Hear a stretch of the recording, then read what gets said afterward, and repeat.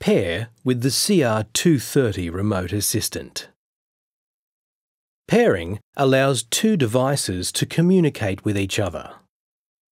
If a processor is not paired with the remote assistant, the No Processor Paired screen will display. Before pairing, ensure your Kanso is switched on. Place the Kanso on the back of your remote assistant. The Pair Processor screen will display. Press the OK button to pair. When pairing is complete, the Processor Paired screen will display, followed by your home screen.